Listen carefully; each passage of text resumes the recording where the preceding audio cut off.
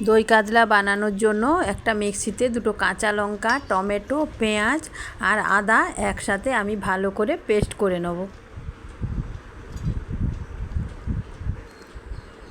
এই দেখো আমার পেস্ট করা হয়ে গেছে।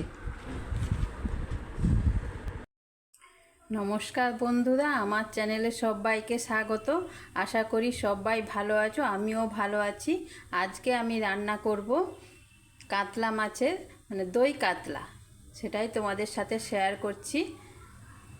যদি একটা লাইক দিয়ে ভিডিওটা দেখবে, আর যদি ভালো লাগে একটা কমেন্ট করে জানাবে, আর আমার চ্যানেলটা একটু সাবস্ক্রাইব করে আমার পাশে থাকবে।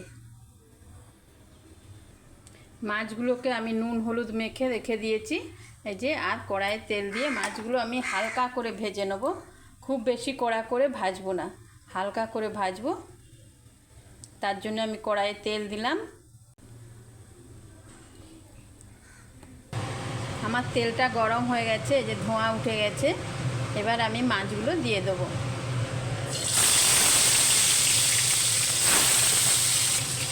দেখো মাছগুলোর এক পাশ আমার ভাজা হয়ে গেছে, আমি উল্টে দিয়েছি আরেক পাশ। এইভাবে এ পাশটা অল্প করে ভেজে নিয়ে এবার আমি মাছগুলো তুলে নেব। আমার মাছগুলো ভাজা হয়ে গেছে, দেখো আমি অল্প করে ভেজেছি, খুব কড়া করে ভাজিনি। দেখো আমি এইভাবে মাছগুলো ভেজেছি।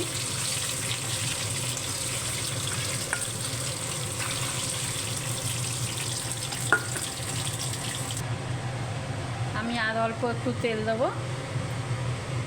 তেল দিয়ে এতে গোটা গরম মশলা ফোড়ন দেবো,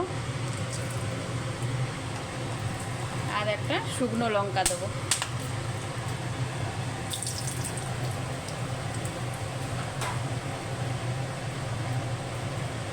এবার আমি ওই যে মশলাটা মিক্সিতে বেটে রেখেছিলাম, আদা, পেঁয়াজ, টমেটো, ওটা দিয়ে দিলাম।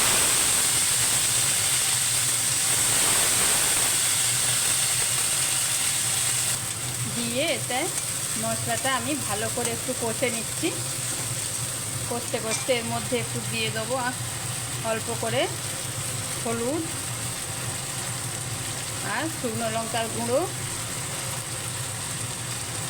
আর অল্প একটু জিরে গুঁড়ো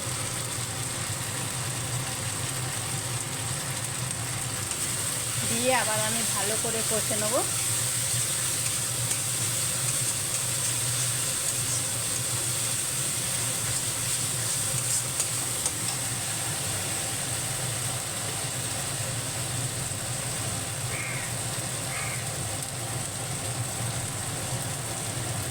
এবার দিলাম পরিমাণ মতো নুন,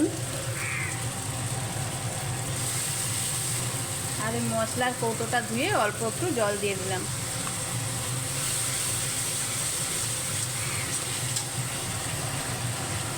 এই দেখো এবার আমি অল্প একটু জল দেবো, জল দিয়ে গ্যাসটা কমিয়ে দেবো, দিয়ে তারপরে আমি টক দইটা দিলাম।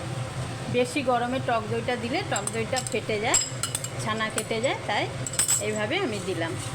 এবারে আমি এটা কষতে থাকবো।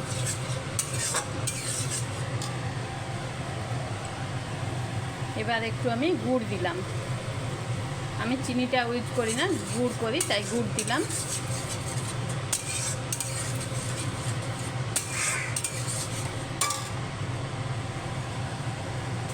এই দেখো আমার মশলা থেকে তেল ভেসে উঠে গেছে, এবার মশলা কষা হয়ে গেছে। এবার আমি জল দিয়ে দেবো।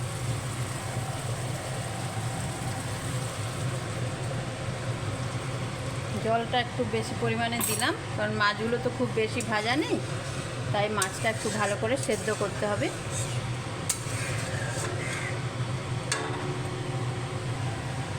দেখো আমার ঝোলটা ফুটে উঠেছে, এবার আমি মাছগুলো দিয়ে দেবো। এর মধ্যে দিয়ে দিলাম মাছগুলো।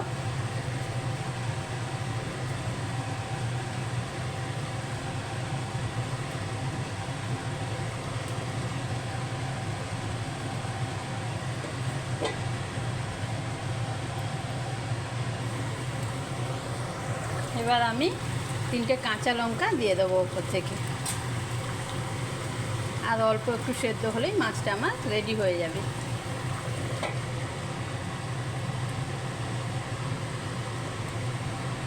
এই দেখো আমার দই কাতলা রেডি হয়ে গেছে। এবার ওপর দিয়ে একটু আমি গরম মশলা দিয়ে দেবো, দিয়ে গ্যাসটা অফ করে দেবো। আমার রান্না কেমন লাগলো তোমরা একটু কমেন্ট করে জানাবে। আর নতুন বন্ধু যারা দেখছো আমার চ্যানেলটা সাবস্ক্রাইব করে দিয়ে আমার একটু পাশে থাকার অনুরোধ রইল।